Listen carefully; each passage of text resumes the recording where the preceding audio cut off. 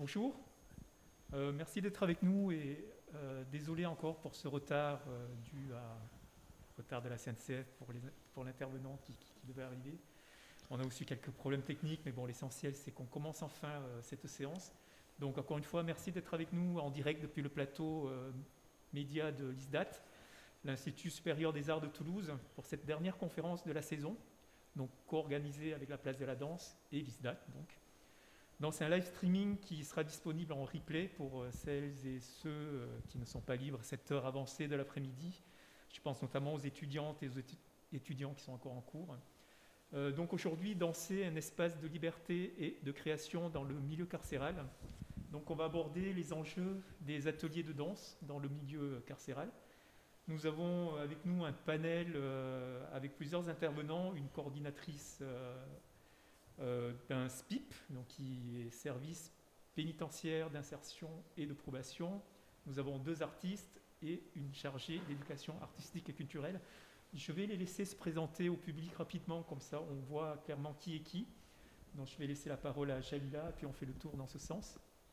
Donc Jalila, bonjour, Jalila Buonini, donc coordinatrice socio-culturelle au SPIP de Tarn-et-Garonne, plus précisément à Montauban. Bonjour, Claire Génie, chorégraphe de la compagnie Point Virgule, et je mène des projets en milieu carcéral depuis un peu plus de 25 ans. Bonjour, je suis Fanny Chartier, je travaille à la Place de la Danse, au Centre de développement chorégraphique national, et je suis en charge de l'éducation artistique et culturelle.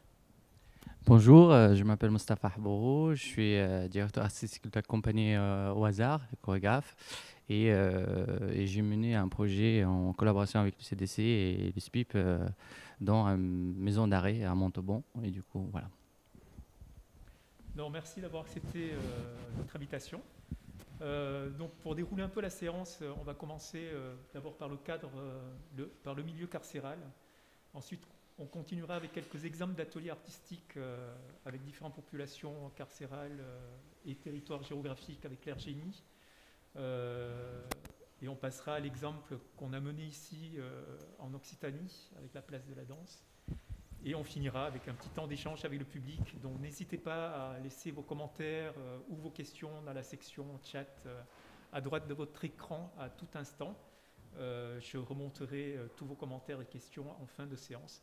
Donc on va commencer sans plus tarder parce qu'on a accumulé pas mal de retard avec donc, le cadre du milieu carcéral avec Jalila qui va peut-être nous expliquer pour commencer quels sont les objectifs des projets d'ateliers artistiques dans ce milieu-là, quel est ce cadre, la différence notamment entre les différentes populations qu'il peut y avoir entre ces différentes structures, maisons d'arrêt, centres de détention.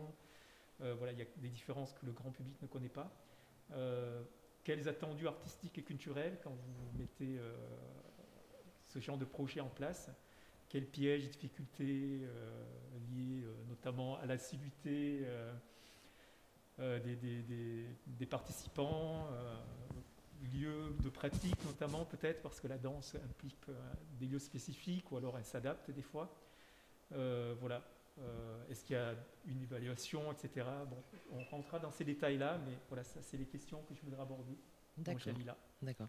Alors moi déjà, je voudrais peut-être faire quelques points d'éclaircissement sur le contexte dans lequel s'inscrivent les projets qu'on mène en détention, quel que soit, j'ai envie de dire, le type d'établissement. Donc que ce soit une maison d'arrêt ou des établissements pour peine, centre de détention, maison centrale, voilà. Donc il y a une politique interministérielle avec comme l'une de ses missions des ministères en charge de la culture et de la justice de réinsérer le citoyen en rupture au sein de la cité. Donc ça c'est pour moi un postulat, c'est le postulat de base. Ensuite, différents protocoles interministériels, celui de 86 et de 90, qui avaient pour objectif de mettre en œuvre une politique culturelle de qualité pour les personnes placées sous main de justice. Voilà. Et puis en 2009, un 3e protocole est venu conforter le partenariat entre ces 2 ministères. Et il prend en considération donc tous les publics du milieu ouvert aussi, puisque là, effectivement, l'objectif de cette rencontre, c'est de mettre la focale sur le milieu fermé. Mais il faut savoir aussi que des projets ont lieu aussi en milieu ouvert. Et puis aussi à destination, là, c'est pas ma casquette, mais des mineurs aussi placés sous la protection judiciaire de la jeunesse. Et bien sûr aussi, je tiens à noter aussi dans ce protocole, aussi les familles des personnes placées sous main de justice, et puis la formation des personnels des deux administrations. Donc voilà, donc ça c'est le protocole de 2019. Et puis nous, un peu plus, donc, au sein de l'administration pénitentiaire, il y a une circulaire qui guide vraiment nos actions, qui est la circulaire de 2012, qui est relative à la mise en œuvre des projets culturels destinés aux personnes placées sous main de justice et aux mineurs sous protection judiciaire. Et nous, dans ces missions-là, il y a le droit à la culture comme vecteur d'insertion, la mise en œuvre d'une politique commune déclinée sur les territoires dans le cadre du protocole culture-justice. On y reviendra tout à l'heure, puisque c'est dans ce cadre-là qu'on a mené cet atelier au sein de la maison d'arrêt de Montauban. Et puis pour finir, la circulaire de 2008 relative aux missions et interventions du SPIP, donc à proprement parler du service dans lequel je travaille, donc le service pénitentiaire d'insertion et de probation de Tarn-et-Garonne, où là, il est question des missions, de reprendre les missions du SPIP, qui sont la mission de la prévention de la récidive, l'aide à la décision des magistrats dans l'exécution des peines, et l'aide aux détenus pour l'accès aux droits communs, la lutte contre les effets désocialisants liés à l'emprisonnement, et la préparation à la sortie pour les aménagements de peine. Et voilà. Donc voilà un peu déjà, je rappelle un peu le cadre, parce que c'est important, hein, c'est comme ça que la culture a pu arriver en détention et peut se faire en détention. Ensuite, ce qu'on peut noter aussi, c'est que ces circulaires stipulent aussi qu'il faut faciliter la resocialisation, que le SPIP doit mettre des actions culturelles en place et il élabore une programmation avec les partenaires de son territoire. Donc voilà, on est toujours sur l'idée de... Alors effectivement, on en reparlera tout à l'heure, hein, sur la question de la danse en Tarn-et-Garonne. Pourquoi je suis venue frapper à la porte de la place de la danse, on pourra l'évoquer après. Et puis moi, alors, en tant que coordinatrice socioculturelle rattachée à ce service, je tiens à préciser qu'on travaille aussi en équipe pluridisciplinaire, puisqu'on est des nouveaux profils à arriver aussi dans cette administration. Donc c'est vrai que moi, je travaille dans un service composé majoritairement de conseillers pénitentiaires en insertion et en probation, avec qui on travaille aussi les projets, je tiens à le préciser, puisque le projet, je ne le pense pas seul, je le pense en équipe. On le pense en équipe. On a aussi des psychologues, une assistante sociale, des agents de placement sous bracelet électronique, bien sûr, après une chef d'antenne et une direction, voilà, pour coordonner tout ça. Donc du coup, c'est vrai que moi, les objectifs des projets qu'on peut mener, puisque je rentre dans ma 5e année, sur ce poste, c'est vrai qu'on essaye d'être au plus près des désirs de la population pénale. Ça, je pense que c'est important en tant que professionnel de la culture de ne pas se sentir tout puissant et de se dire on va proposer des choses, mais sans avoir même sondé un peu les désirs et les envies qu'il peut y avoir à l'intérieur de la détention. Donc moi, c'est vrai que je suis passée par un outil, mes collègues conseillers pénitentiaires d'insertion et de probation font des permanences pour accueillir donc les personnes détenues sur leur suivi. Je me suis dit, mais pourquoi moi je ne ferais pas non plus une permanence culturelle, donc un rendez-vous bien inscrit, bien identifié. Il faut savoir qu'en détention, le temps, c'est très ritualisé, donc voilà, on utilise aussi cet espace-là pour se dire qu'un mardi sur deux, de 14h à 17h, je suis dans la zone qu'on appelle en détention quartiers sociaux pour recevoir les personnes détenues, pour échanger sur la programmation à venir ou la programmation en cours. Donc j'essaye d'associer comme je peux, hein, les personnes détenues à la programmation. Et notamment ce projet, Correspondance, est ressorti de cette permanence, puisque j'ai eu à un moment donné des messieurs qui m'ont dit on a envie de danser, Jalila, donc comment on pourrait faire pour danser. Donc c'est vraiment un projet, là, pour le coup, qui émanait de la détention. Donc du coup, c'est vrai qu'on a travaillé. Donc du coup, après, on en reviendra tout à l'heure, hein, à l'idée de ce tricotage là de partenariat. Et puis, moi, les objectifs. Moi, j'aime bien. Il y a une petite citation d'Agnès Fréjabu qui dit aller là où ce n'est pas possible d'aller. J'aime bien cette idée-là parce que, en fait, c'est l'idée. Alors déjà, l'objectif et les exigences de projet qu'on peut mener en détention, je m'attache à qu'ils soient les mêmes exigences que ce qui peut se faire à l'extérieur. Donc voilà, on n'est pas en train de proposer un atelier où dedans on aurait très peu de contenu ou qui répondrait à une orientation particulière ou quoi. Donc on essaye vraiment de trouver la même exigence de programmation qu'on peut avoir à l'extérieur. Moi, je dirais que je reprendrais aussi une des pionnières, hein, sur ce travail-là, mais sur la partie audiovisuelle à Marseille, lieu fictif, donc Caroline Carcaval dit, et je trouve que c'est vraiment, ça résume bien: amener la culture en prison, c'est donner la possibilité à des personnes détenues de s'engager dans un processus d'éducation et de développement personnel exigeant.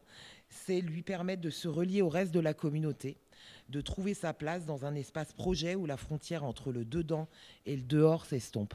Voilà, je trouvais bien de reprendre aussi les mots de Caroline, qui est depuis plus de 20 ans maintenant, qui intervient, hein, et puis qui ont monté aussi cet espace au sein des Baumettes. Donc voilà, moi, je dirais que moi, en tant que coordinatrice, quand je monte des projets, quand on gratte du papier avec des partenaires, on se pose des questions de ce vers quoi on veut aller en offrant ce type d'atelier. Moi, je dirais que c'est donner, alors un peu en vrac, l'opportunité de vivre une expérience sensible, leur laisser un espace de rencontre, d'échange avec des personnes venant de l'extérieur, prendre du plaisir, éprouver le beau, découvrir de nouveaux sentiments, s'enrichir de nouvelles expériences, approcher des œuvres, valoriser l'estime de soi, vivre une expérience collective positive, se regarder et voir que c'est possible de créer du positif. S'inscrire dans un projet et puis offrir un espace sécurisant où l'expression des émotions est possible. Et ça, on y reviendra peut-être, mais c'est vrai que c'est quelque chose en détention qui est assez... moi, je m'attache à essayer d'œuvrer, de semer les petites graines pour arriver vers ça. Mais j'imagine qu'on aura l'occasion d'en reparler. Voilà, donc pour ce qui est un peu des objectifs, je ne sais pas si ça convient. En tout cas, s'il y a des questions, voilà, n'hésitez pas, on pourra y revenir. Peut-être qu'on peut approcher la question des différents profils de population qu'on peut toucher là. D'accord. Notamment la différence entre maison d'arrêt, centre de détention, qui, de fait, a des spécificités quand on met en place ce genre d'atelier. Oui, alors c'est vrai qu'en maison d'arrêt, donc on est sur des courtes peines. Pour rappeler un peu le principe de la maison d'arrêt, effectivement que c'est la première entrée en fait en détention, c'est la maison d'arrêt, c'est-à-dire que on arrive quand on arrive dans un établissement pénitentiaire, la première donc c'est la maison d'arrêt, c'est des courtes peines, c'est donc de moins de 2 ans. Maximum, contrairement à des établissements pour peine, alors comme un centre de détention où des personnes peuvent être incarcérées effectivement sur des longues peines, donc de 10, 15 ans, voire plus, voilà. Et puis après effectivement les maisons centrales, donc aussi qui ont leur spécificité.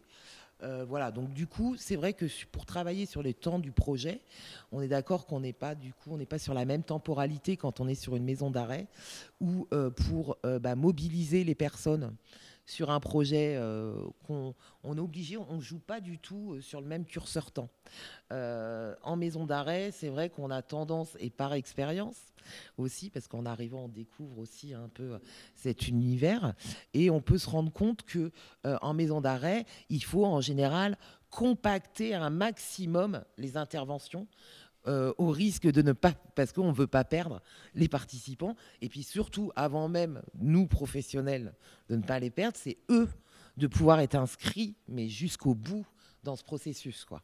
Autrement, on comprend bien qu'on serait sur une source de frustration, et puis voilà, ce serait pas du tout, c'est pas du tout notre objet. Hein. L'objet, c'est vraiment qu'il puisse y avoir ce processus et cette finalité qui amène, bon, on en parlera plus tard, hein, sur les restitutions. Donc du coup, voilà, on est sur un temps où on est toujours un peu sur le fil à se dire, ouh là là, peut-être que il va y avoir la personne va sortir, et tant mieux. Mais voilà, est-ce que ça va arriver avant la fin du projet? Donc voilà, et puis effectivement sur les centres de détention, le côté notamment résidence, sur l'aspect résidence de création artistique, on est sur un temps effectivement où l'artiste et les participants peuvent s'inscrire sur un temps beaucoup plus long. Je prends notamment le cas de ma collègue sur le CD, le centre de détention de Muret, qui peut inscrire des projets sur 3 ou 4 mois. Chose que moi, je ne peux pas faire en maison d'arrêt, quoi. Ou difficilement, ça dépend aussi, j'ai envie de dire aussi, des profils des personnes qui interviennent. Donc voilà, donc ça pareil, hein, tout ce qui est sélection, puisque je reçois énormément de demandes, hein, il faut préciser que quand même en détention, des personnes sont quand même partie prenante des propositions qu'on peut leur faire. Donc du coup, après, effectivement, il y a une sélection parce qu'on a des jauges limitées sur certains projets, et que ça, pareil, c'est une sélection qu'on fait en équipe, hein, puisque je travaille toujours en lien avec mes collègues conseillers pénitentiaires d'insertion et de probation, quoi. Voilà pour... je ne sais pas si j'ai été claire. Je ne suis pas non plus spécialiste de tous les établissements. Alors peut-être, il y avait 2-3 autres points que je voulais aborder, mais on peut peut-être les aborder plus tard, notamment sur quand les projets se montent, est-ce qu'il y a des attendus de la part des artistes, là, du point de vue du milieu carcéral, comment les projets se montent, voilà, les pièges, comment on met en place toutes ces étapes. Peut-être qu'on peut voir ça quand on arrivera à la partie de Mostafa et de Fanny, puisque vous avez monté un projet très spécifique, on va pouvoir entrer dans ce détail de comment, en contenu, quelle est la place notamment de l'artiste, au-delà des ateliers, comment ça se rattache à une culture chorégraphique, voilà, tout ce volet culturel. Voilà, est-ce qu'il y a la place des œuvres, comment est-ce qu'on peut montrer ça dans un milieu fermé? On va peut-être passer avec Claire, avec des exemples que Claire Génie a mis en place.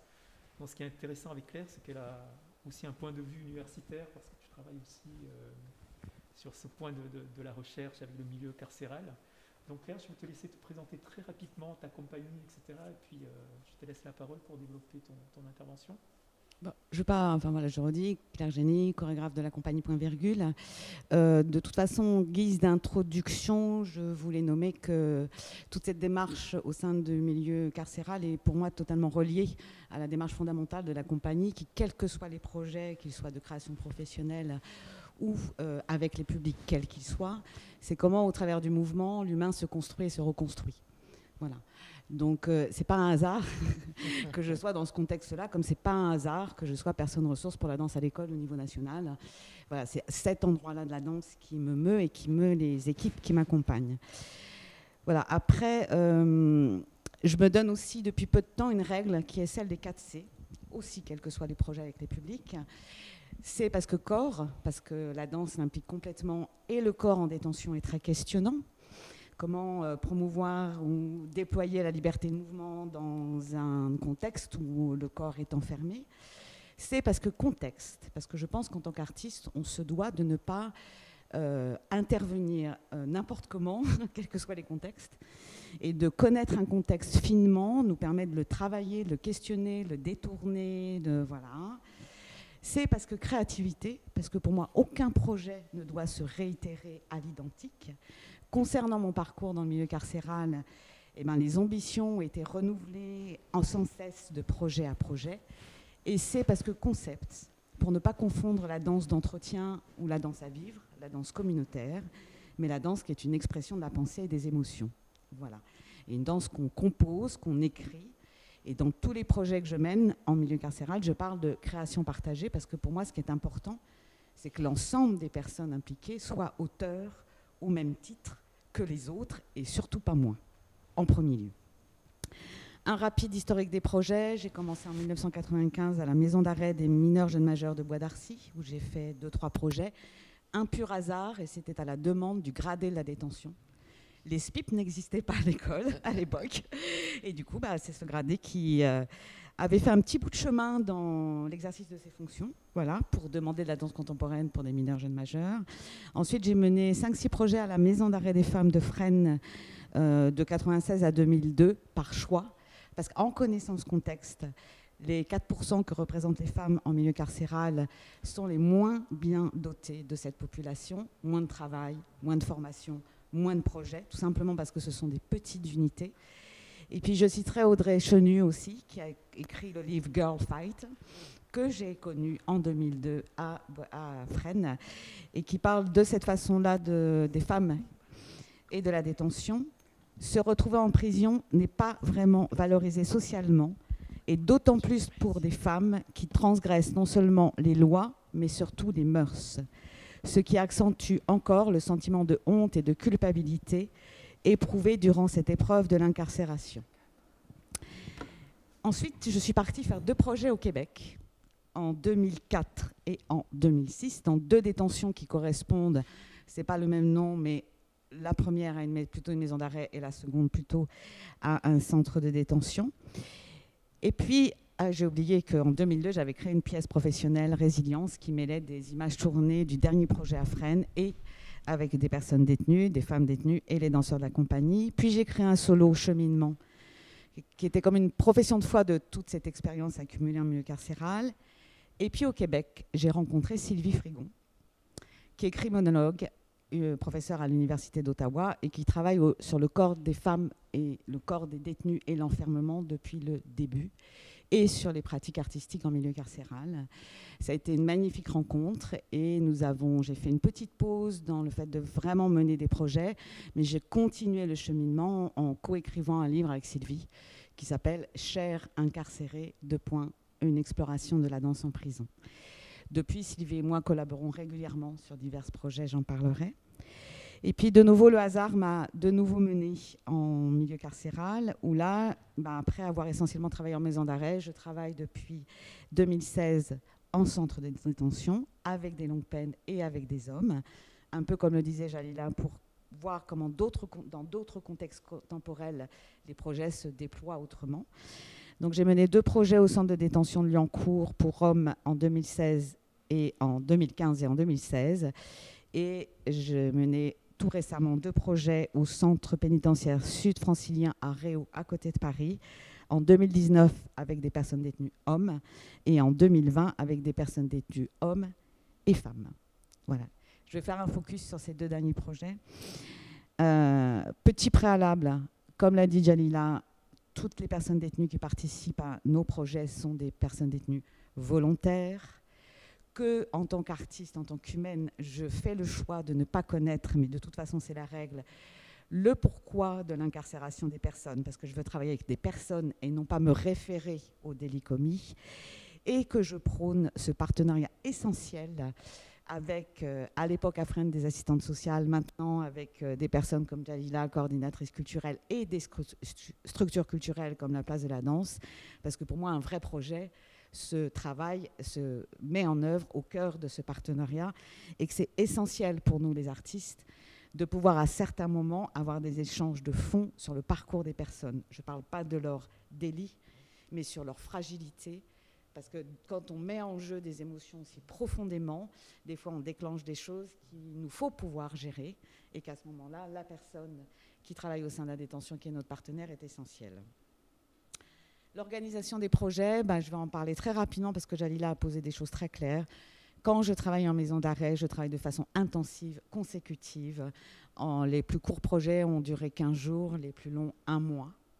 Par contre, effectivement, depuis que je travaille en centre de détention, eh bien, le plus court projet était de 4 semaines de travail, mais espacé entre, pour l'avant-dernier, juin et octobre. Et le plus long, c'était 8 semaines de temps de création entre juin 2019 et janvier 2020. Voilà. Il fut une époque à Fresnes où on pouvait travailler et créer 5 heures par jour. Maintenant, ce n'est plus possible dans les détentions. Donc, le maximum de temps dont on peut disposer, c'est des après-midi de 3 heures. Et bien entendu, on pose aussi une organisation qui ne va pas perturber les parloirs, le culte, tout un tas d'autres comme ça incontournables, parce qu'on ne va pas demander à une personne détenue de faire le choix d'un parloir versus l'activité artistique. Voilà.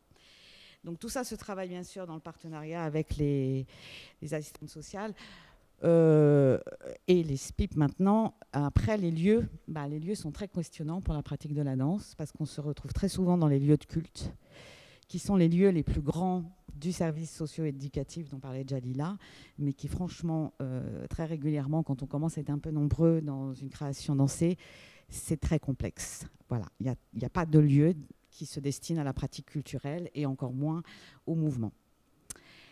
Mes enjeux chorégraphiques dans tous ces projets, je ne suis pas une thérapeute, déjà, clairement.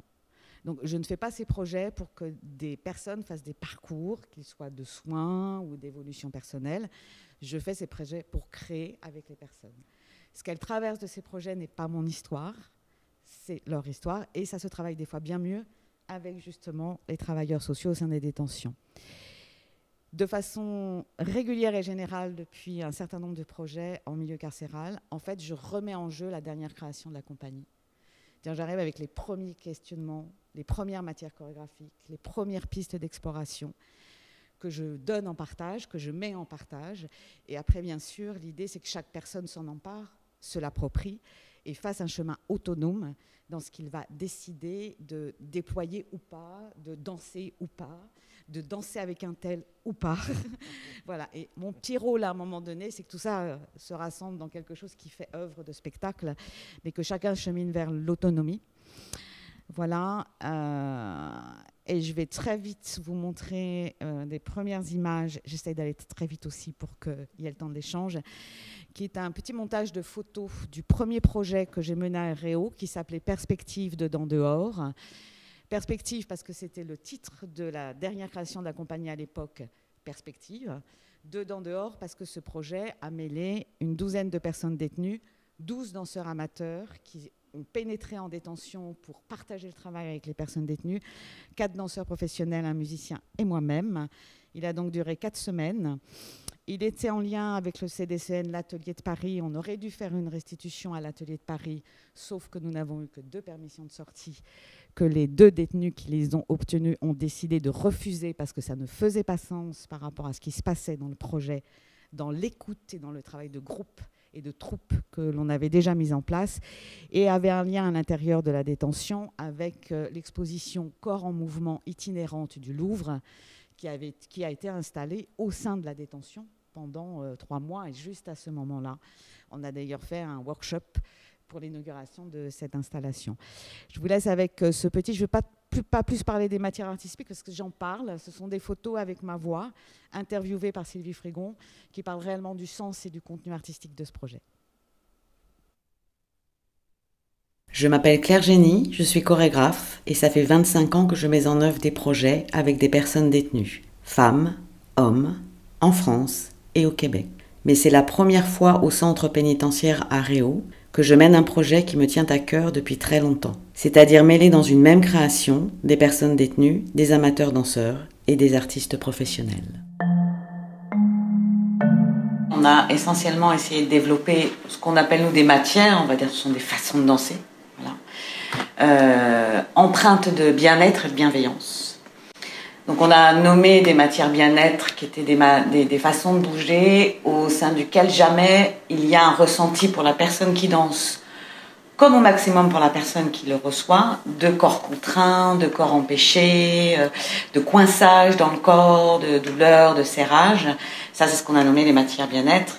Et les matières bienveillantes, dans la même idée, sont des façons de bouger à plusieurs, vraiment dans le contact et dans la relation, de porter l'autre, de soutenir l'autre. Et ça, les pistes pour nous de départ du projet étaient vraiment de tenter de guider les personnes détenues à elles-mêmes trouver d'autres façons de bouger, mais dans ces mêmes intentions. Après, il y a des choses essentielles aussi dans Perspective, et essentielles dans le travail de la compagnie, qu'on appelle des voyages de colonne, qui sont des façons de se déplacer dans l'espace de façon très simple, c'est-à-dire que le corps est très très axé, mais justement en essayant à ce que cet axe soit toujours vibrant, mobile et jamais empêché, et qui s'opère beaucoup dans l'idée d'être à l'écoute des autres, et de choisir ses chemins, ses vitesses en fonction de ce qu'on perçoit des autres. D'être en capacité de s'arrêter en même temps que l'autre, d'être en capacité d'imiter l'autre de loin, ou tout du moins de s'inspirer de ce que fait l'autre. C'est des choses très très simples et de grande liberté dans un corps très très tranquille, donc de grande perception de soi-même, tout en étant dans une acuité très accrue à l'autre. Et en fait, toutes ces matières ont été cherchées avec les personnes détenues. Et puis la notion aussi, une autre notion là qu'on a vraiment travaillé parce qu'on était un gros groupe, entre les 10 personnes détenues, les 12 amateurs, les 4 danseurs de la compagnie. Il y avait 25 personnes au plateau. L'idée, c'était vraiment que tout le monde soit avec tout le monde, que tout le monde se rencontre, que tout le monde partage. Donc comment, et beaucoup d'entre eux, dès les premiers exercices, et aussi dans la volonté de bien faire, étaient totalement en apnée, ils ne respiraient plus. Donc comment, avec ces exercices, en imaginant ces exercices, on sait qu'on va aller décoincer le diaphragme, ouvrir le regard, proposer une autre sensation des appuis, des pieds au sol. Voilà, donc il y avait toute une petite gamme d'exercices comme ça, mais qui sont déjà des petites danses en fait. Et le projet final que l'on a présenté à un public a réuni tous ces temps-là. Il y a d'autres moments où ils ont construit des paysages avec les chaises. Principalement dans ces moments-là, j'ai dû beaucoup insister auprès des personnes détenues à ce qu'ils osent aller au contact avec les danseurs, avec les amateurs.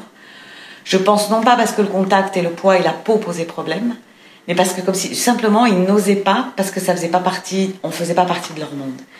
Et je me souviens très bien, on a fait un filage où il y avait en gros les personnes détenues qui étaient plutôt en dépôt les unes sur les autres et puis les autres les uns sur les autres, ce qui n'était pas la volonté des amateurs et des danseurs. Et quand j'ai dit ça, j'ai dit arrêtez les gars, là on y va, on est tous ensemble. Et il me dit oui, on est tous ensemble. Et je sentais qu'ils avaient cette perception-là, mais c'est juste, ils n'osaient pas, presque la peur de déranger.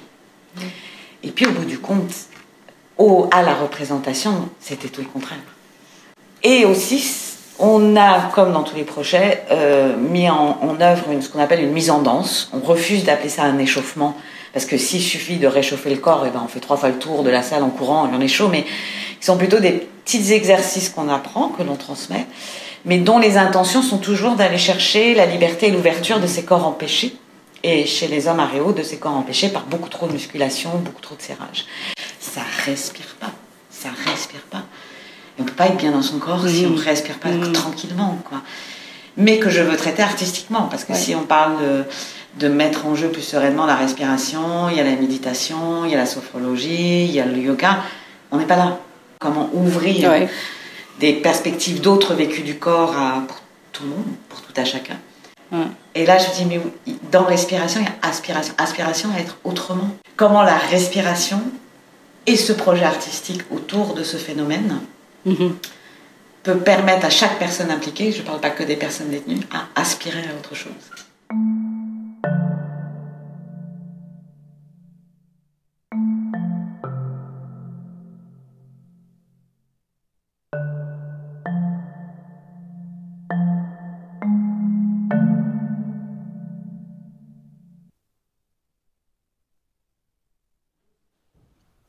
Dix personnes détenues, hommes, 12 amateurs, qui sont venus travailler sur les 2 dernières semaines totalement avec le groupe des personnes détenues, 4 danseurs professionnels et un musicien.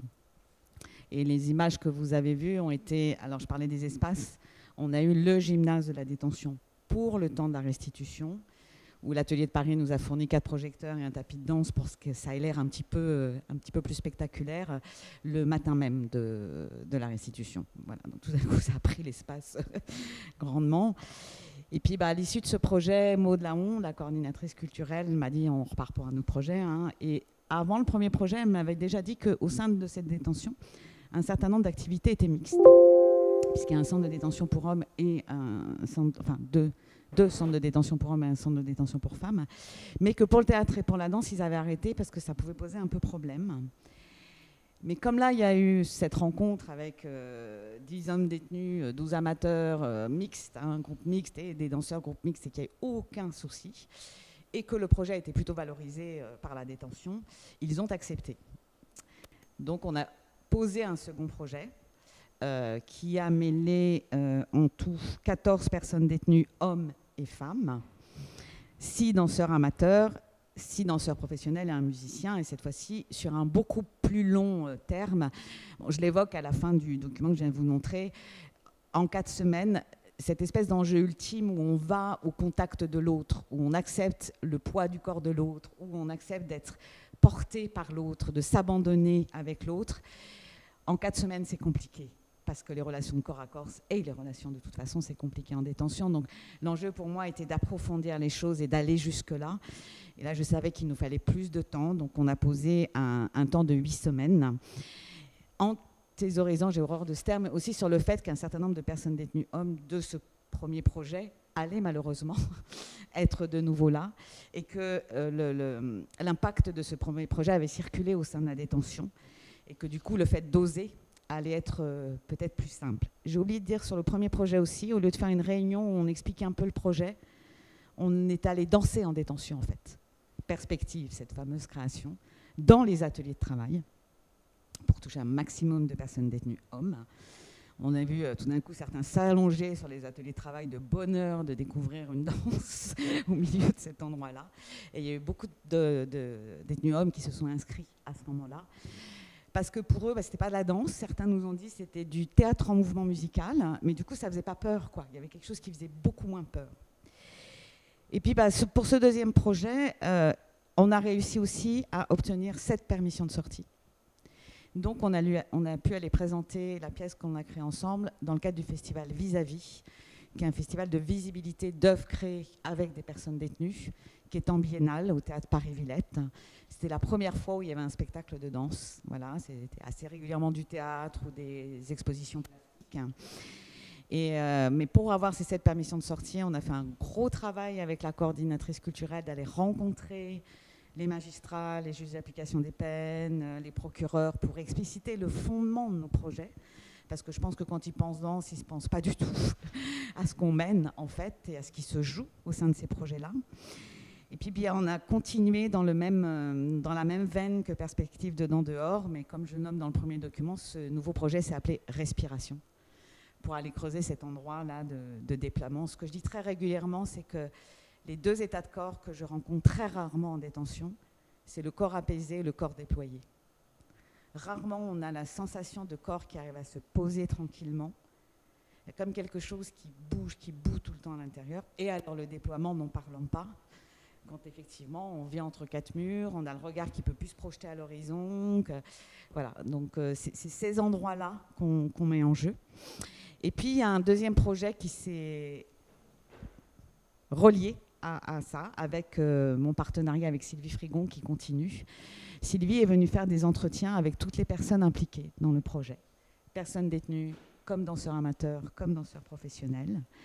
Et on a décidé de mêler des extraits de ces entretiens avec des images du projet.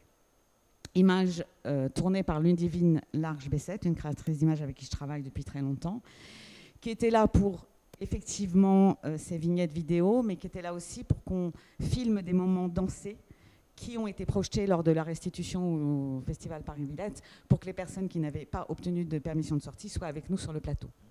Donc, en fait, des images de Ludivine, c'est à la fois des moments captés du déroulement des projets, à la fois ces petits temps créés pour l'image, pour la présence des personnes détenues au Théâtre Paris-Villette, et donc pour les mêler aux entretiens menés par Sylvie Frigon.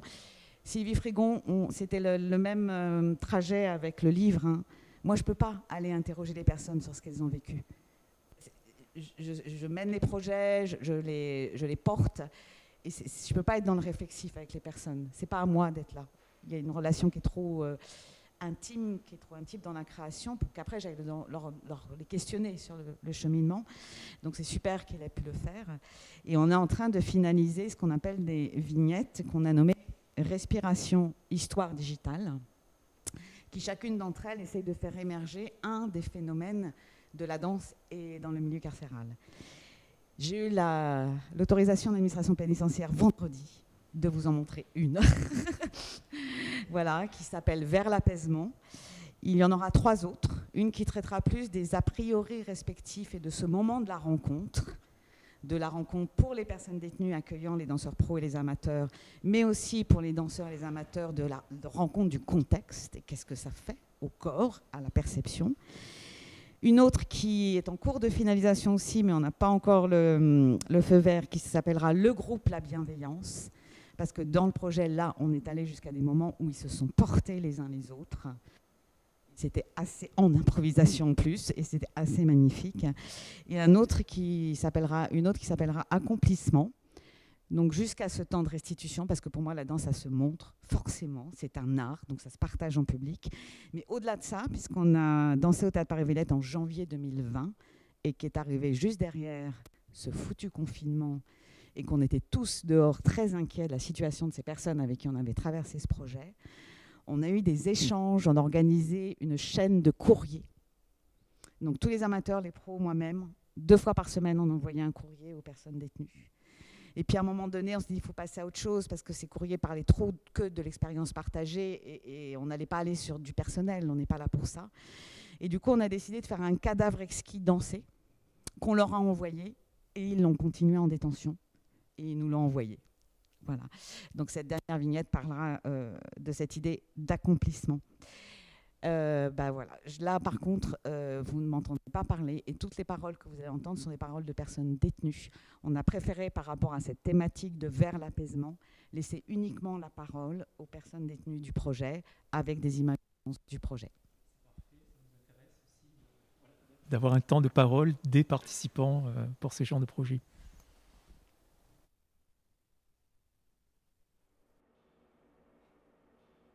Quelquefois, on se surprend à redécouvrir un geste, une posture que finalement ici on n'a pas nécessairement un choix pertinent ou un usage pertinent.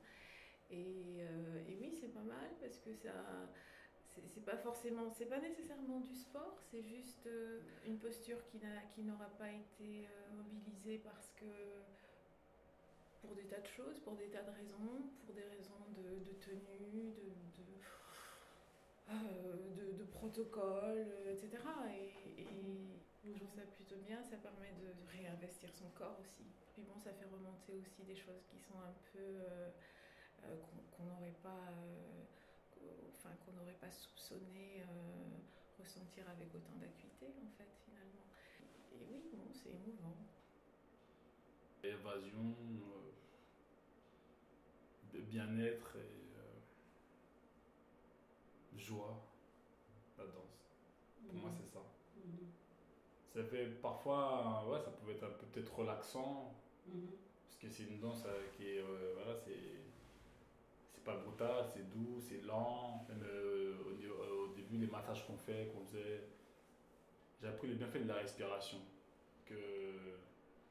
La respiration, parfois, même quand on est un peu stressé, la respiration peut nous aider à déstresser, à prendre un bon souffle. Ça fait du bien de prendre un bon souffle. J'ai vu juste des changements à partir pour les massages et tout du matin, le début de massage. Des fois, je me l'appliquais aussi pour le matin parce que ça détend, tu réveilles tes muscles tout doucement. Il y a parce que sur le massage, il y a des choses que c'est bête, mais je faisais pas de massage sur moi-même. Là, je bougeais les articulations. Il y a des choses que je faisais pas. Et qu'après, avec ce massage et tout, j'ai découvert plein de choses et je me suis dit, bah, ça fait du bien ça en fait et tout. Et des fois, le matin, je m'amusais à faire des petits massages comme ça pour essayer de réveiller toutes les parties de mon corps que je faisais pas avant. J'ai appris beaucoup de choses avec le corps, ce qu'on pouvait faire. Les sensations aussi de bien-être, mais les postures aussi.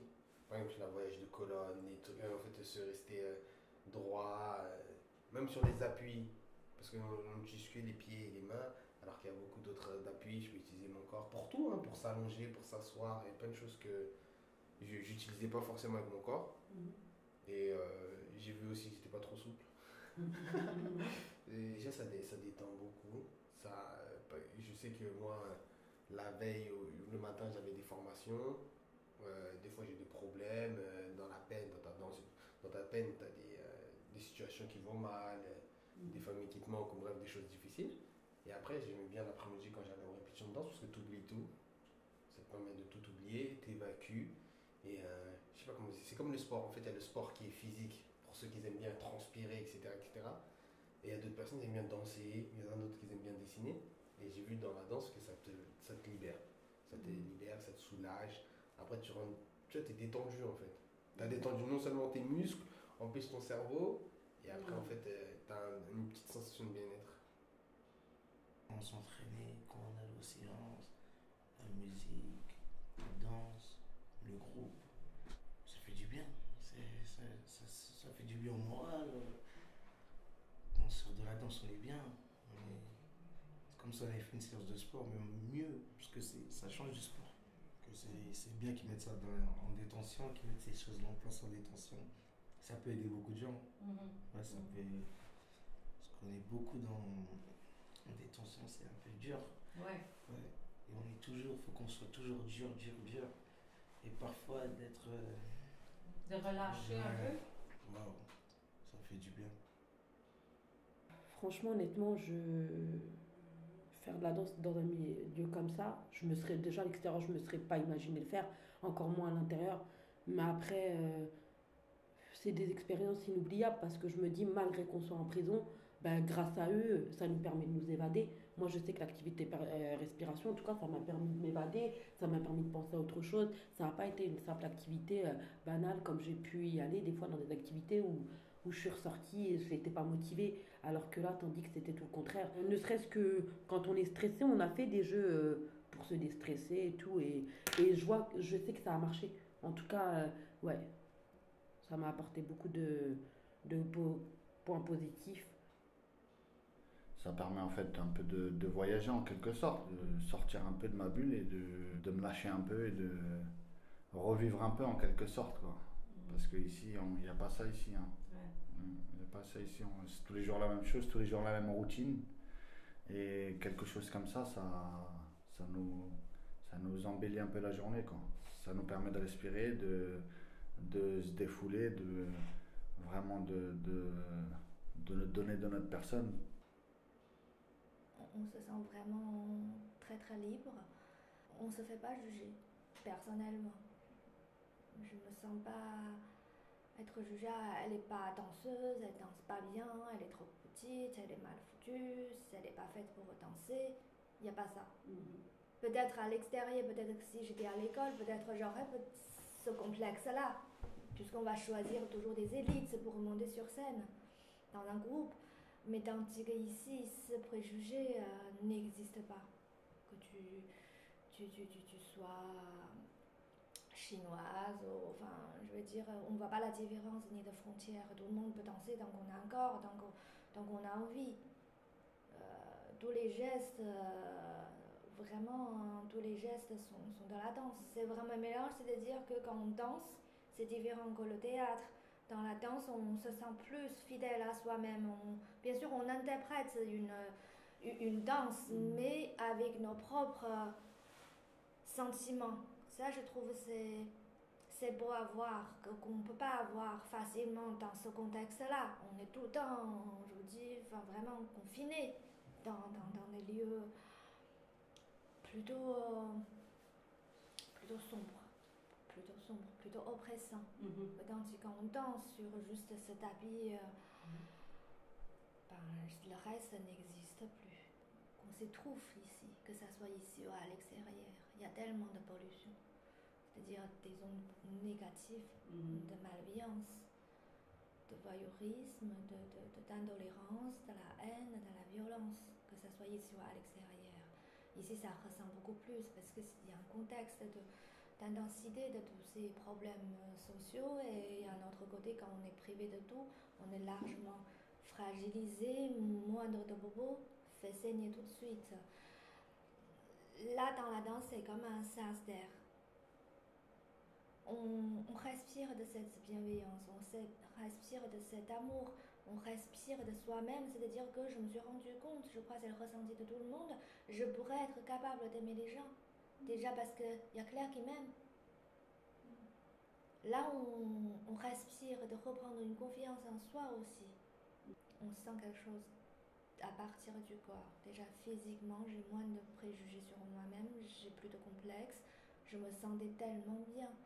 Même si c'était court durée, bien sûr plus tard quand on va forcément retourner dans la vie réelle, c'est pas toujours les paillettes, mais ça reste quand même une dose de confiance qu'on a gagnée pendant ce moment-là. Et ça ouvre, enfin, ça débouche les tuyaux où j'ai mis les déchets, enfin, c'est-à-dire les frustrations, les émotions négatives, ça nettoie.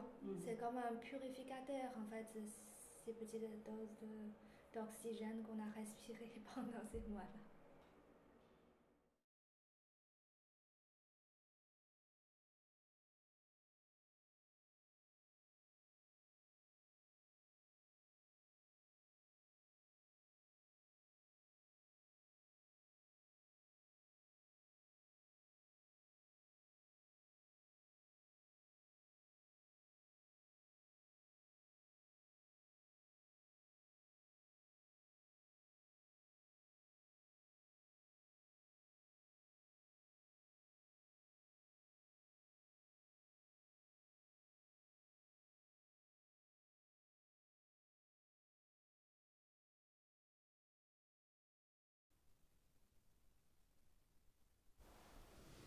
Voilà.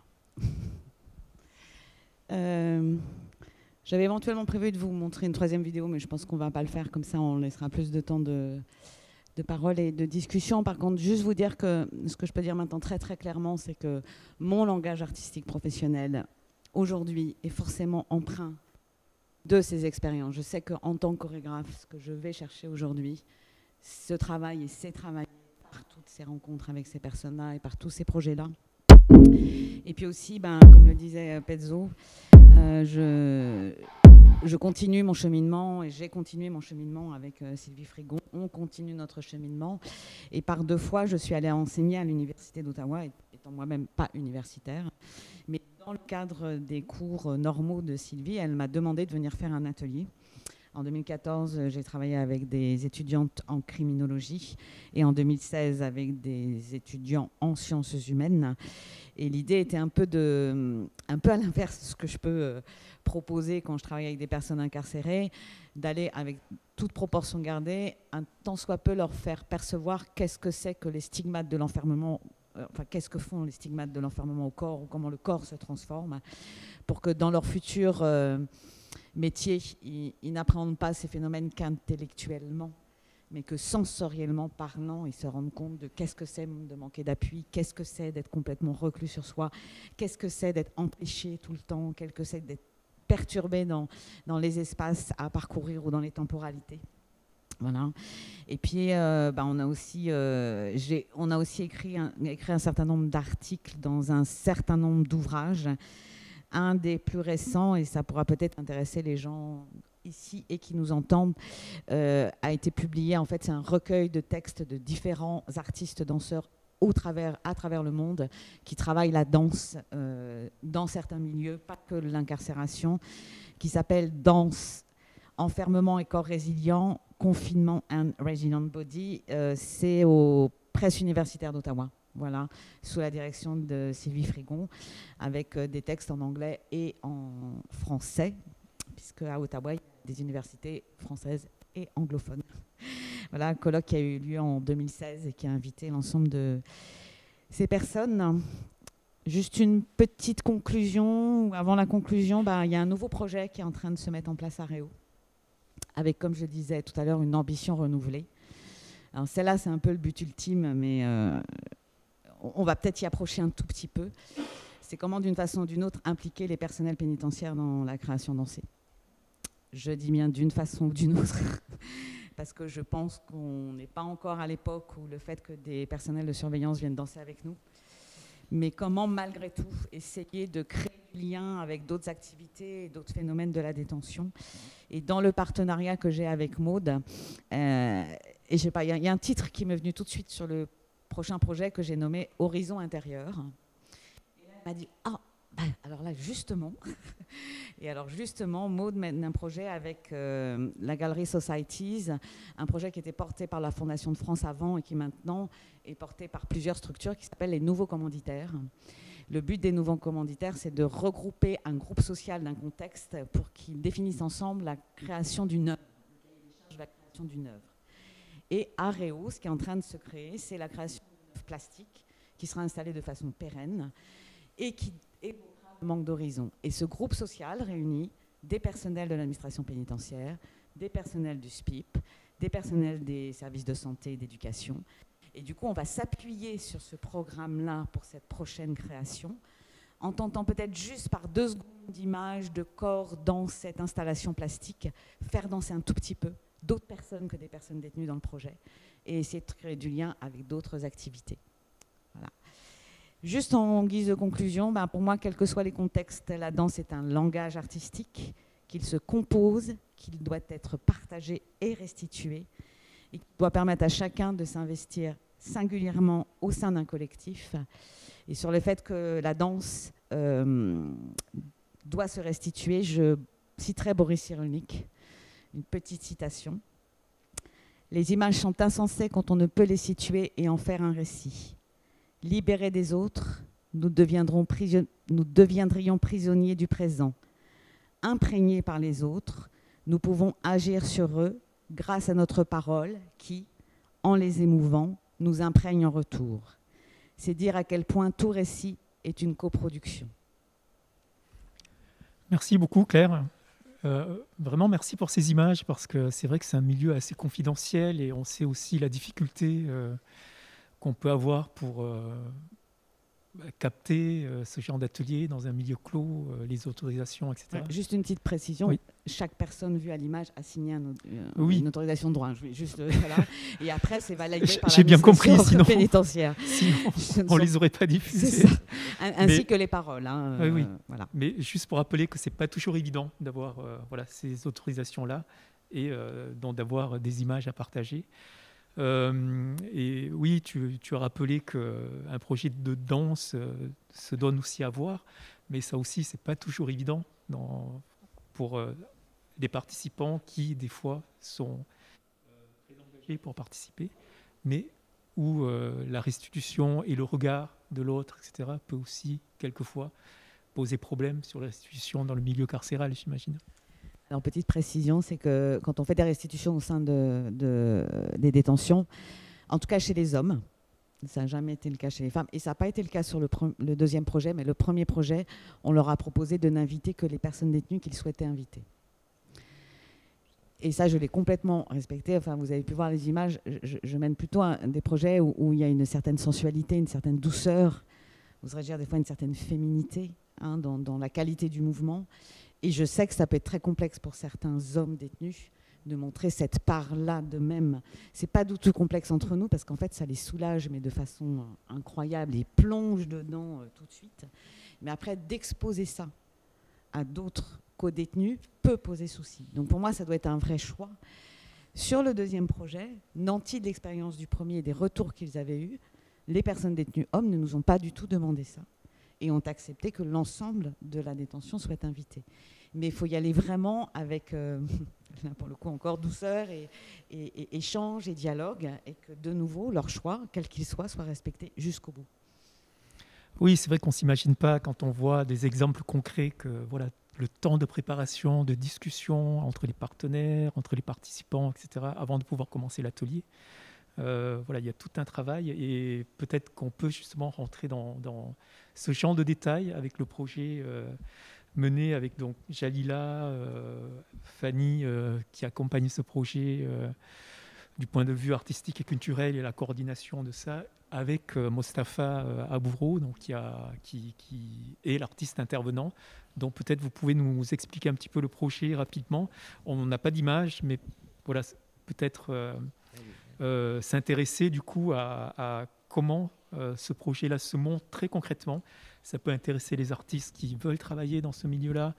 Donc pour revenir aux questions que j'avais au début, qu'on a gardées pour la fin, c'est voilà, est-ce que d'un point de vue du milieu carcéral, il y a des attendus de la part des artistes pour aller chercher des projets est-ce qu'en fin de projet, Claire disait justement qu'elle ne s'intéresse pas du tout d'un point de vue très personnel. Est-ce que du point de vue de la coordination, là je pose la question à Fanny, ou du point de vue pénitentiaire, il y a une évaluation du projet. La dernière question, ce serait le cadre financier. Voilà. Est-ce qu'il y a un fonds dans le milieu carcéral dédié à ça, au-delà du dispositif culture et justice, est-ce qu'il y en a d'autres? Voilà, il y a beaucoup de choses là que je viens d'évoquer, mais on peut commencer par celui que vous voulez. Oui, moi pour commencer, je voulais souligner le fait que ce projet, ça a été vraiment pensé à 3 têtes. Donc c'était très important. On a effectivement en amont discuté, on a préparé tout ça. On a répondu à un appel à projet Culture Justice et c'est Mélanie Labesse, donc, qui était chargée de mission Culture Justice à Léo-Lagrange il y a 2 ans, qui nous a mis en relation, Jalila et nous, la Place de la Danse. Et par ailleurs, nous, on avait déjà travaillé avec Mostafa sur d'autres projets et il nous avait fait part de ses envies de travailler en milieu carcéral. Donc c'est devenu... vraiment, Mélanie a fait le lien. Ça s'est tout de suite présenté comme ce projet construit à 3. Vas-y, Jalila. Ouais. Ce qu'on peut dire aussi, c'est pour moi, c'est pas anodin du tout de venir intervenir en milieu carcéral. C'est-à-dire que moi, je me méfie un peu, et j'ai pu pas en avoir beaucoup, mais d'artistes qui veulent venir en milieu carcéral pour se mettre une ligne, alors je vais être clair, mettre une ligne sur leur CV artistique en disant j'ai approché des personnes détenues. L'instrumentalisation aussi, de la production à des fins... voilà, donc tout ça, on est, nous, en tant que coordinateurs ou coordinatrices, vigilantes aussi de... alors effectivement, je peux avoir des contacts, et l'exemple que je citais arrive très rarement, mais il peut arriver. Donc c'est vrai qu'il faut vraiment trouver, c'est vraiment une rencontre. Déjà, il y a la rencontre, nous, en tant avec les partenaires et avec les artistes, déjà. On voit très bien que même pour un projet à l'extérieur, que la grosse partie d'une réussite aussi d'un projet part par aussi le désir, et je reviens toujours à cette idée de désir, de travailler ensemble et de se trouver des points d'appui qui vont à tout le monde. Déjà, ça pour moi c'est la base. Et puis après aussi, voir aussi en détention, je voulais rebondir là sur le fait d'amener de la danse. Moi, quand je me suis dit, bon voilà, en étant moi-même aussi en pratiquant la danse, mais d'amener la danse en détention, c'est vrai qu'on a d'autres projets, on mène d'autres projets. Depuis 2 ans, on mène un projet sur les stéréotypes de genre et l'égalité femmes-hommes. Et c'est vrai que c'était un peu un écho aussi à ce projet-là, parce que ramener la danse dans la maison, que je reprends...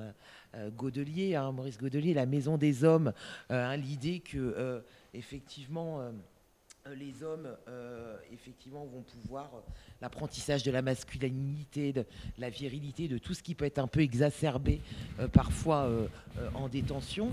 Là, on se retrouve effectivement confronté aussi au fait de dire mais messieurs, vous pouvez danser, c'est autorisé en tant qu'homme, de pouvoir, et on en reviendra à la fin sur le truc où effectivement il y avait une grâce, ils ont vu de la grâce en eux qu'ils n'auraient jamais imaginé. Moi, je trouve que voilà, là, on est au cœur même de ce qu'on veut faire et de ce qu'on essaye d'apporter, nous, et ce qu'ils éprouvent.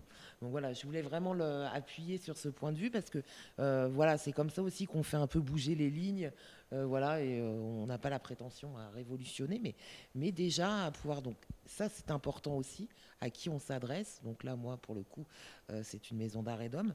Et puis après, pour revenir aussi sur la question... on parlait là plutôt du partenariat.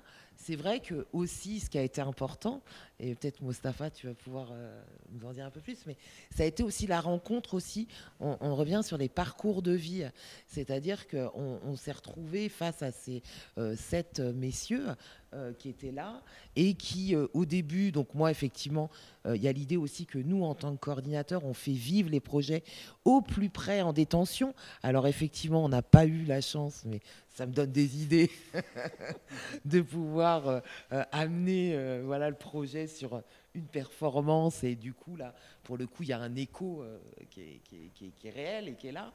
Donc, nous, on a fait le choix, effectivement, de aussi se baser sur les contenus que vous avez, vous, et la mallette que vous avez au CDC à la place de la danse, pour pouvoir déjà faire la première accroche. Et puis derrière, effectivement, il y avait aussi l'idée de présenter Mostafa et son parcours, parce que son parcours, il y a eu une résonance très très forte avec les personnes aussi, quoi. Donc c'est comme ça aussi que la mayonnaise, elle a pu prendre. C'est aussi ouais, et là je rebondirais là-dessus, c'est que Claire parlait aussi de ce moment d'introduction qu'on n'a pas voulu formel, en racontant ce qu'allait être le projet, parce qu'en plus on ne savait pas vraiment ce qu'il allait être. Ouais. Mais on a utilisé les outils de la place de la danse, nos outils de médiation, et on a eu une super première rencontre où on a échangé autour d'extraits qui racontent l'histoire de la danse contemporaine avec des chorégraphes, et ça a amené vraiment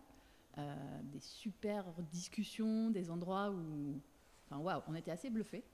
Et puis ça a permis à Mostafa aussi de présenter son parcours. Oui, du coup, avant que Mostafa parle, donc tu parles d'une introduction qui est autre que Claire. Claire, elle est carrément allée montrer la création qu'elle est en train de préparer et leur proposer du coup de faire des ateliers autour de cette vision artistique. Donc pour vous, c'était un peu différent parce que toi, tu as proposé une approche sur une culture chorégraphique, sur des extraits reliés à l'histoire de la danse, avec une discussion avec eux dessus. Et du coup, après, pouvoir présenter Mostafa et sa vision à lui et raccrocher à une histoire de la danse qui est un peu plus large. En fait, le mot que j'entends, c'est le parcours, parce que chacun de nous a un parcours spécifique. Et moi, je pense que mon parcours... Et moi, je pense que mon parcours qui impacte aussi mon envie d'aller vers ces projets-là. Et le hasard, parce que la compagnie s'appelle Au Hasard, parce que ma vie est au hasard. J'ai commencé au Maroc et le fait de commencer 10 ans au Maroc dans un contexte où la danse n'existe pas à l'époque, c'était un certain regard. En fait, quelque part, on a forgé quelque chose inconsciemment, une personnalité et un envie d'aller vers des endroits où de dire voilà, ce que je pratique comme pratique artistique, c'est la danse, et d'aller chercher les outils, les moyens pour convaincre. Et ce projet-là, correspondance, c'est le mot d'échange. Ça vient des États-Unis où il y a les prisonniers, les lettres échangées. Après, il y a des histoires. Normalement, il y avait une première version de ce projet-là. Mais avec toutes les... Nous, à l'intérieur, on s'adapte. Tout le monde, l'équipe, les partenaires, ils s'adaptent pour aller à l'essentiel. Et on a dit, voilà, on va... Première version, première démarche, on va faire des ateliers. Et du coup, la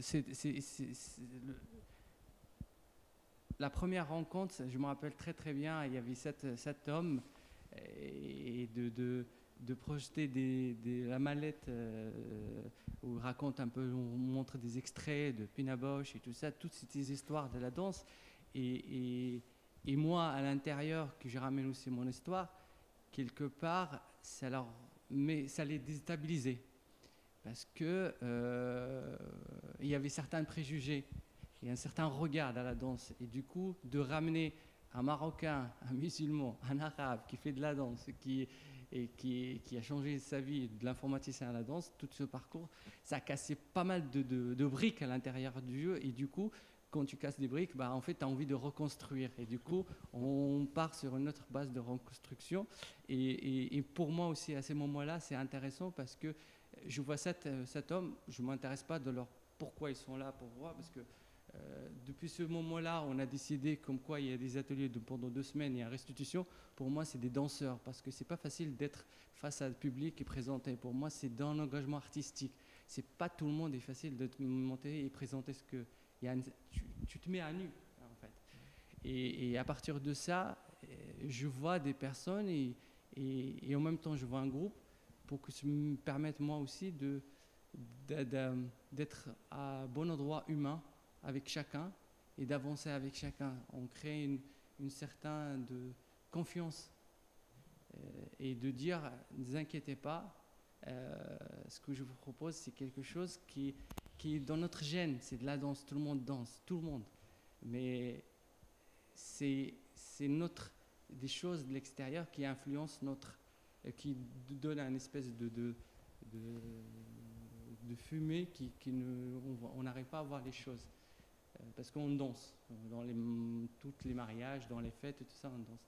Et à partir de ça, on a cette séance-là, je me rappelle bien, c'est parce que ça m'a permis aussi d'avoir le recul et de dire, waouh, aussi je cherche des embrouilles, parce que d'aller vers des projets comme ça, c'est pas facile. Parce que je fais des projets d'action culturelle dans des quartiers prioritaires. Et quelque part, moi, je trouve une satisfaction parce que pour moi, les projets simples, c'est pas vivant. On parle de spectacle vivant. Là, on ne sait pas comment on fait. Et du coup, on crée des directives. Et à partir de ça, j'ai dit, si le premier jour, le 12e jour de l'atelier, c'est-à-dire la veille de le premier jour, s'il vient, il me dit, ah, j'ai des courbatures, des choses et des sensations, bah, c'est bon, je les ai et on peut faire des choses. Et c'est ce qui s'est passé à partir du deuxième jour. Je dis, bah, nous, on fait des musculations parce que c'est des hommes et on fait de la musculation. Mais ce matin-là, j'avais des courbatures, j'avais des petites micro-douleurs dans mon corps et je ne sais pas pourquoi j'étais là. Et en fait, c'était paradoxe, c'était les premiers qui étaient devant la porte avant que je vienne. Parce que le temps de passer les portes et tout ça arrivait. Ben, en fait, ils étaient là à attendre. Et moi, et c'est à ce moment-là, j'ai dit, bah, on va construire quelque chose et on va aller à une restitution. Et deuxième chose, c'est que j'étais avec eux, les 7. Ça veut dire j'étais danseur avec eux, de début jusqu'à la fin. Et la restitution, j'ai dansé avec eux pour un peu casser cette barrière que moi, j'ai une posture et je viens de l'extérieur et vous êtes de l'intérieur. Parce qu'ils ont gagné des choses, mais moi aussi j'ai gagné des choses, parce que c'est intemporel, parce que la danse, on passe la liberté, le corps libre, on cherche des sensations ouvertes, et là il y a un espace réduit, il y a tout un contexte, et comment en tant que danseur que tu grandis dans tu développes ta pensée de danse dans un univers, et tu mets ici un autre univers, et tu sais de l'adapter, de le poser, et du coup voilà, c'est parti avec des ateliers chaque jour et des surprises, et c'était magique, quoi. Voilà.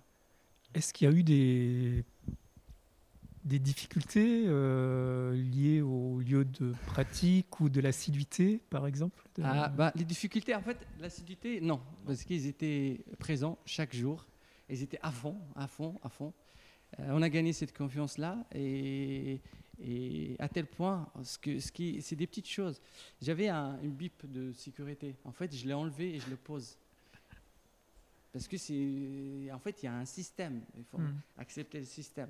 Et en fait, même il y avait des échanges. En fait, on avait tous les échanges culturels. Ils avaient des envies de l'extérieur. Ils avaient des envies personnelles. Ils me posent des questions pour moi. Même moi, j'ai donné mon nom. Parce que je ne voulais pas mentir dans mon nom. J'ai dit Mustapha. Parce qu'il y avait ce système de protection, de garder la distanciation. J'étais dans un endroit où je partage. J'étais pareil comme eux. Et la difficulté et l'assiduité étaient là. Après, dans ces lieux-là, il faut aller à ces lieux-là, pas avec notre bagage.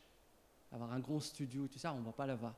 Mais l'intérêt de ce projet-là, pourquoi on fait ce projet-là? Parce qu'on se pose nous aussi les questions dans quel espace comment on travaille dans des espaces, comment on ramène les choses, comment on se questionne, si c'est des choses qui marchent, pourquoi c'est des choses qui ne marchent pas. Les contacts corps à corps, c'était une expérience très très pratique. Troisième atelier, j'ai essayé de faire le contact et ça ne marchait pas parce qu'ils sont partis dans les arts martiaux.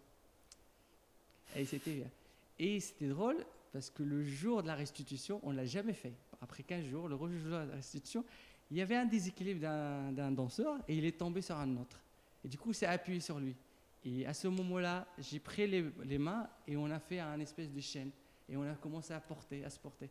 Et on s'est fait, à la fin, on se retrouvait à faire contact corps à corps, sachant que là, le corps pour ces hommes-là, c'est très difficile. Et entre parenthèses, c'est 7 personnes qui ont des origines différentes, cultures différentes, pensées différentes. C'est-à-dire, il y a toutes les cultures et de les ramener à cet endroit-là où on construit en groupe, mais en même temps, il y a quelque chose qui est rapport individuel, comment on donne aussi la responsabilité. Et je pense que, voilà, quand on travaille dans ces lieux-là, il faut faire avec le jour, essayer de s'adapter et créer, mais en gardant l'objectif notre objectif, d'aller à la fin. Ouais. Je voulais juste rajouter que la réussite aussi, où on a vu très vite que ça prenait, mais grave, c'est quand le matin, donc moi je venais de temps en temps, parce qu'on précise aussi, une chose importante à préciser, c'est que là on parle d'espace de création, et que moi à un moment donné je représente l'institution, l'administration, et que pour moi on doit, du moins au sein de mon service en tout cas, on laisse l'espace entre la rencontre entre l'artiste ou l'intervenant et les personnes détenues. C'est très bien de préciser ça parce que c'est important, et qu'on n'est pas là, alors soit on est là et on joue le jeu et on intègre le processus de création, soit je ne suis pas là et je laisse justement ces moments-là qui sont pour moi des moments justement précieux, quoi, et donc voilà. Et donc du coup, quand je venais des fois prendre des nouvelles, voilà, faire des points et tout, on me disait ah là là, Jadila, et là ça j'ai trouvé ça, mais je pensais pas qu'on allait me dire ça dans le premier projet danse, tu sais ça. Mais on a commencé à faire le filage dans la cellule. Il répétait le soir en cellule en plus. Et aussi l'idée on a découvert des muscles qu'on ne connaissait pas et qu'on n'avait pas appréhendés lors de travail d'ateliers de leur musculation, du foot ou quoi. Donc voilà, donc il y avait ça aussi. Ça c'est important de dire à quel point on a pu voir que ce projet-là, ils avaient vraiment investi ce projet quand ils arrivaient le matin. Et puis effectivement, si on parle aussi un peu de la restitution, mais c'est vrai que le plateau, donc du coup on avait fait le choix d'intégrer, vu le très peu d'espace, le public dans le plateau. Donc il y avait une sorte de... C'est assez fort hein, quand on décide d'intégrer le public sur le plateau, bah voilà, il y a une autre place, hein, il joue une autre place. Et c'est vrai qu'il y avait effectivement des personnels donc de l'administration, des collègues conseillers pénitentiaires d'insertion et de probation, mes collègues. Et c'est vrai à quel point de voir aussi ce qui est intéressant dans ces projets, c'est de voir comment on peut déplacer aussi le regard des professionnels qui sont sur un suivi stricto dans le cadre des suivis judiciaires, et qui là se retrouvent face à monsieur X ou monsieur Y, et qui se disent mais ah ouais, il fait ça, il y a ça. Donc là, moi, je pense que pour le coup, on peut affirmer là que effectivement le rôle essentiel de tous ces projets et de ce processus qu'on peut mettre en œuvre en détention, quoi. Peut-être. Non, parce que j'avais une anecdote, mais c'est au Québec où un personnel de surveillance venait parce que c'était la fin, il nous raccompagnait. Et il arrivait un peu avant la fin, et ça a beaucoup gêné les personnes détenues parce que c'était des temps de recherche, c'était des femmes. Mais dans le chemin, il m'a dit je vous remercie. Je pense que je l'aurais peut-être moins facilement entendu en France qu'au Québec, qui n'ont pas tout à fait la même fonction. Hein. Je vous remercie parce que c'est la première fois que je vois cette personne comme une femme et pas comme une détenue. L'idée de déplacer le regard.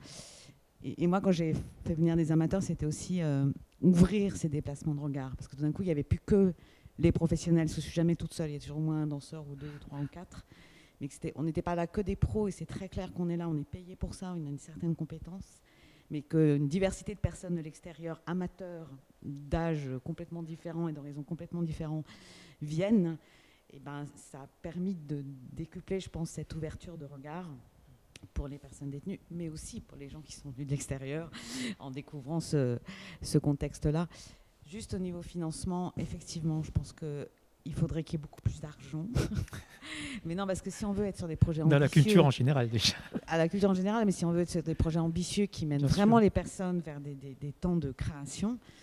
je sais que moi, j'ai pu, le dernier projet, il a coûté à la compagnie 40 000 €. Et j'ai pu le faire parce que j'ai eu la Fondation de France, parce que je suis assez soutenue par l'État, etc. Mais il faut se rendre compte aussi de venir avec 6 danseurs, un musicien, 8 semaines. Enfin, tout le monde n'était pas là les 8 semaines, mais voilà. Et si on veut vraiment que ça décale, il faut être sur des projets forts, quoi. Et si on veut être sur des projets forts, il faut que ça dure, il faut qu'il y ait du monde, il faut qu'il y ait des moyens. Oui, justement. Et j'avais une dernière chose à dire que j'ai oublié de dire, qui me semble importante. Par contre, voilà, on est tous très au clair là, de notre humanité et de notre posture d'artiste. Dans cette humanité, l'artiste n'est pas forcément bon. Et les démarches artistiques ne sont pas forcément... On connaît tous des créateurs, pas forcément que dans la danse, qui créent en allant titiller la fragilité de leurs interprètes. Bon, des fois, en les mettant en danger physiquement, psychologiquement et physiquement. Et je me suis rendu compte depuis 25 ans qu'il y a beaucoup de personnel de l'administration pénitentiaire qui enjolivent comme ça, l'artiste est bon, l'artiste est... Et Jalila l'a bien dit, il y a des désirs d'artistes qu'il faut bien humer, qui peuvent être décalés et qui peuvent aller jouer là des choses qui ne vont pas du tout être cohérentes avec la fragilité des personnes. Voilà. Pour continuer avec le côté financier, donc peut-être sur le projet que tu as accompagné, Fanny, tu peux nous dire comment ça a été monté pour voir quels sont les financements possibles sur, déjà sur le projet que tu as monté et peut-être que Jalila peut compléter sur les différents financements qui existent. Nous, c'est vrai qu'on a misé sur un dispositif qui s'appelle Culture Justice, qui est le dispositif, je crois, interministériel. Ouais, interministériel et qui, la DRAC. Qui est le plus connu des dispositifs. Donc, Jalila, je ne sais pas si tu peux me dire à hauteur de combien ça peut être financé, mais alors maintenant, c'est en fait le protocole là, interministériel, là, donc on est bien d'accord, le ministère de la Culture et de la Communication et le ministère de la Justice, c'est à part égale. Donc en fait, quand on dit à part égale, c'est-à-dire qu'il y a le budget SPIP, puisque dans le SPIP, j'y reviendrai après, sur ce budget, et puis la partie DRAC, donc c'est à part égale. Ça dépend un peu des projets, mais j'ai du mal à dire un montant, mais on peut aller sur des montants qui vont, moi me concernant, jusqu'à 6 000, 7 000 euros. Voilà, bon, après, à voir un peu.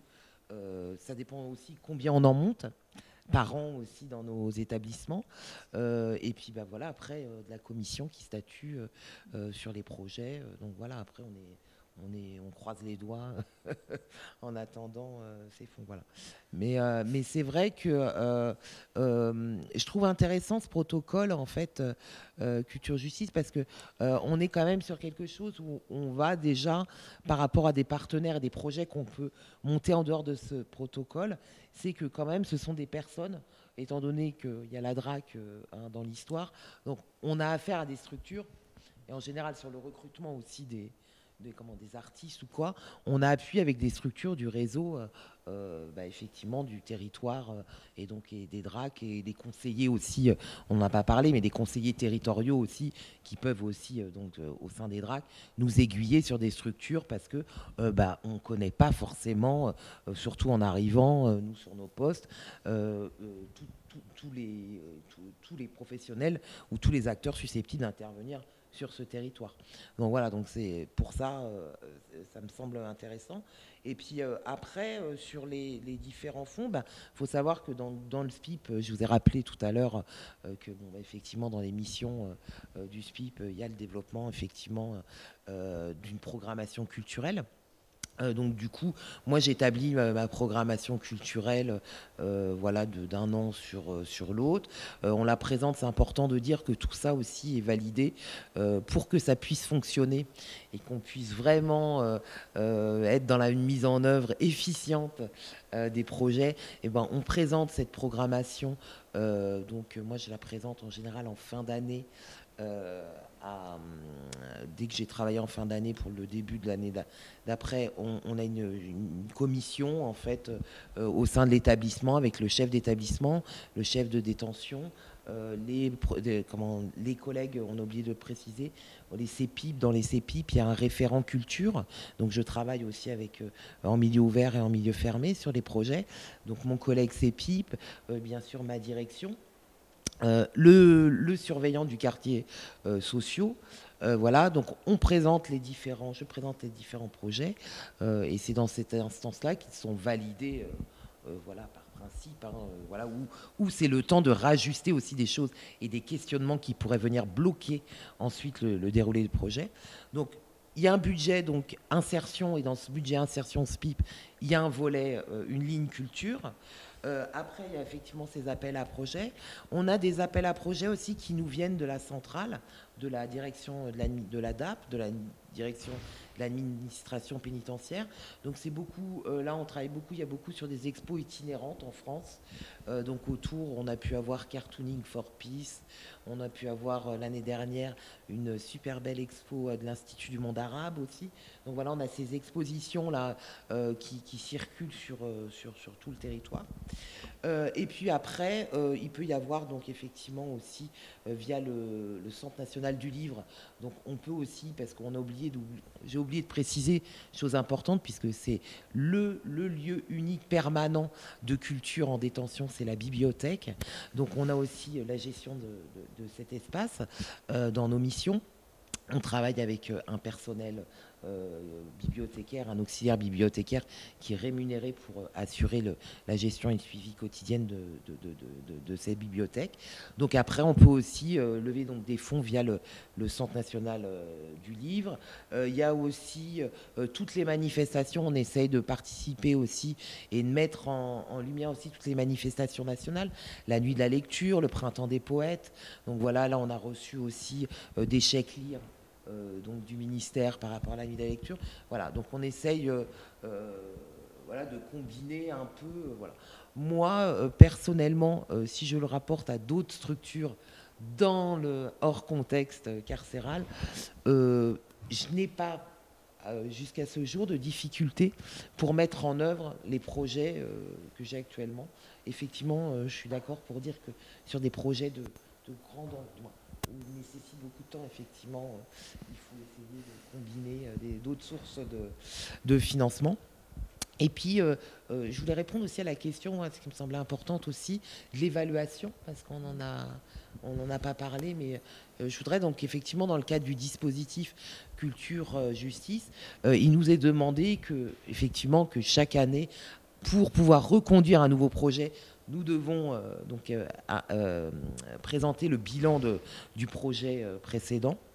Donc effectivement, pour ce projet, je tiens à dire pour l'évaluation, Fanny, peut-être tu peux en dire un peu plus après, mais sur l'évaluation globale d'un projet, effectivement, il y a la partie, on est d'accord, quantitative. Alors, est-ce qu'ils ont été assidus? On a eu, je ne sais pas combien de personnes détenues et tout. Bon, voilà, là, c'est pour... voilà, il y a besoin de chiffres aussi. Oui, ça, c'est la partie la plus facile à faire. Voilà.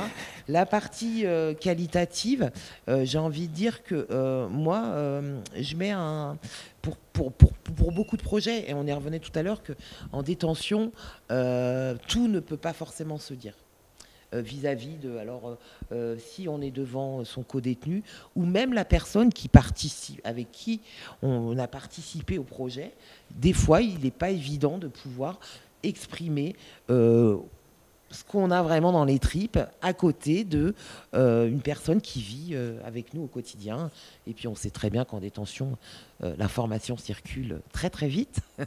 Donc voilà, donc du coup, moi j'ai fait le choix dans certaines évaluations où il y avait vraiment la question du sensible, de l'émotion, de tout, de réunir ça dans une petite boîte où je demande à ces messieurs de m'écrire vraiment, d'essayer de m'écrire. Donc on a eu, c'est vrai, des mots comme ça, parce qu'on a fait ce choix-là pour ce projet. Et puis aussi, bien sûr, s'exprimer en public. Et surtout, on a fait ce temps d'évaluation. Et là, je vais vous laisser en parler, parce que on avait fait le choix de ce projet. Il faut le rappeler que on aurait aimé le sortir. Puisque ce que Mostafa n'a pas précisé, mais c'est que quand même le résultat pour une première, on n'aurait jamais imaginé. on a filmé 20 minutes, hein, une pièce de 20 minutes, voilà, qui pour moi, qu'on n'a pas pu faire sortir, qu'on n'a pas fait sortir, mais on a vu à quel point il y avait des choses et que ça pouvait sortir et que ça pourrait peut-être aisément se jouer à la place de la danse dans le cadre d'une restitution publique. Et surtout, c'était important, avant tout, c'était du matériau pour ces messieurs. C'est-à-dire, à un moment donné, les confronter à leur propre image, à leur propre grâce, à leur propre intensité. Parce que c'est vrai que quand, même moi, on dit souvent les restitutions, on est toujours un peu à fleur de peau. Ça génère énormément. Il y a une puissance qui est décuplée en détention sur... voilà, je ne sais pas comment, même après 5 ans, comment l'expliquer, mais il y a quelque chose effectivement de beaucoup plus intense qu'à l'extérieur. On imagine un peu pour les raisons. Mais voilà, donc du coup, l'idée aussi d'une évaluation où on ne vient pas questionner. Bon, alors, voilà, il faut... L'évaluation, j'ai toujours un peu de mal avec ça. Pour qu'on puisse être au plus près de nos publics et des publics et de leurs ressentis, c'est de laisser aussi l'espace d'intimité de ça. Donc cette petite boîte, ces petits mots, où on a eu des choses merveilleuses qui nous ont été dites. Oui, je crois que tu en as quelques-unes, Mostafa, mais c'est ça à dire que cette idée d'évaluation, alors, donc parce qu'on a présenté... Okay. La dernière étape du projet, ça a été de retourner en détention avec Mostafa et de présenter aux détenus le petit film de 20 minutes de leur présentation, et c'était incroyable. Et c'est là qu'on a tous noté des petits mots, et sans se concerter, quand on a préparé le petit bilan, on avait tous noté entre guillemets les retours, parce qu'en fait ça parlait vraiment de soi, et je crois que Mostafa t'en a quelques-unes. En fait, l'intérêt, c'est de boucler la boucle. On a commencé avec des vidéos et des danses, des extraits des danseurs, des danseuses qui dansent. Et du coup, c'est des gens de l'extérieur, c'est ailleurs que ça se passe. Et de finir avec eux qui voient leur corps projeté et eux qui dansent. Et de quelque part, de dire, ça fait 15 jours, vous avez une certaine idée. Pour vous, ce n'était pas possible, mais aujourd'hui, c'est possible. C'est-à-dire, s'il y avait l'envie, et la volonté d'aller vers les choses, voilà, on peut. Et le maître aussi le regarde, les préjugés qu'ils avaient avant, à ce moment-là, est-ce que ça a changé ou pas? Et du coup, parce que il y avait des choses, des retours, je vais partager avec vous. Ils disent, je me suis amusé, je me suis régalé, c'était une découverte, pourquoi ne pas refaire le projet? Importance de collectif dans un groupe, c'est plus facile de se mettre à nu.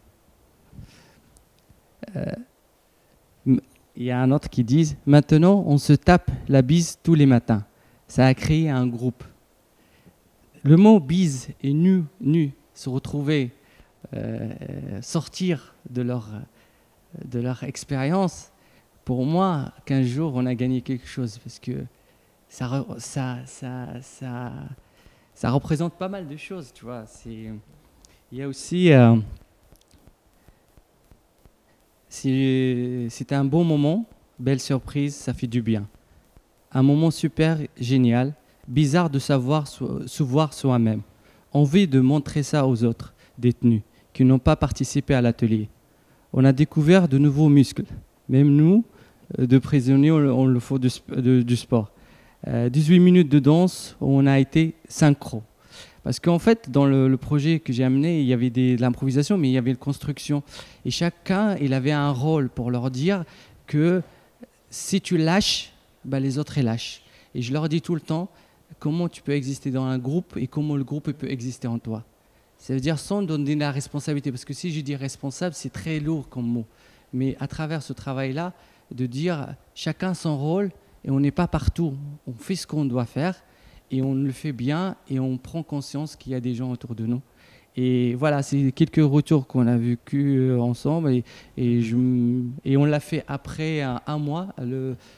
C'est pas la valorisation pour moi, mais c'est un moment de boucler la boucle et de finir à ce petit gâteau, on va dire. Et ils avaient le temps de faire réflexion. Et ils ont dit que même... Parce que dans leur espace, il y avait 2 détenus de personnes et en fait ils parlaient pas entre eux surtout. Mais maintenant après il y avait des personnes qui se parlaient entre eux, il y avait de l'intérêt et tout ça. C'est-à-dire voilà, c'est quelque chose. Voilà, moi aujourd'hui je pense que après c'était avant, pendant, après c'est pas pareil. Voilà, je pense. Et juste je voulais rajouter. Ouais. Alors. Parce qu'on n'a pas pu diffuser cette vidéo parce qu'on n'avait pas donc demandé d'autorisation. C'est resté vraiment en interne, ouais. Mais il y avait l'idée de poursuivre sur un projet correspondance numéro 2. Et il y avait l'idée vraiment d'utiliser la vidéo avec des détenus masqués, enfin en tout cas de travailler aussi sur ça, sur le masque, pour pas, voilà, au moins se débarrasser des histoires d'autorisation quelque part, mais parce que aussi ça va créer sans doute quelque chose de magnifique. Ça c'était déjà dans correspondance numéro 1, mais voilà, on a été aussi à tâtons et sur quelque chose de très simple qui a eu vraiment un retentissement. Parce que, comme Fanny l'a dit, parce qu'il y avait une version correspondance. Et en fait, le projet, il était... Heureusement, je ne suis pas tout seul dans le projet. Il y a une personne avec qui je travaille qui est dans le plan de projet et qui est vidéaste, c'est Laura Beneteau, avec qui je bosse. Ça fait un beau moment. Et en fait, l'idée, c'est de dire travailler avec des gens dans un espace fermé et des gens dans l'espace extérieur, amateurs ou non. Et le seul lien, c'est la vidéo. Et de dire à travers la vidéo, parce qu'on est dans un monde où il y a la vidéo, tout ça passe la vidéo, comment on peut interagir numériquement. Et c'est une manière aussi pour dépasser ces barrières de sécurité et tout ça, et d'arriver à la fin, dans l'objectif, à la fin, d'avoir des autorisations pour sortir et d'avoir des petites mini-résidences et de faire rencontrer ces deux personnes et de créer des mini-duos et de voir à travers comment on peut voir les deux mondes, parce que pour moi, ces deux mondes, quand je rentre dans un autre monde et quand je sors, je sors dans mon monde dans lequel je suis.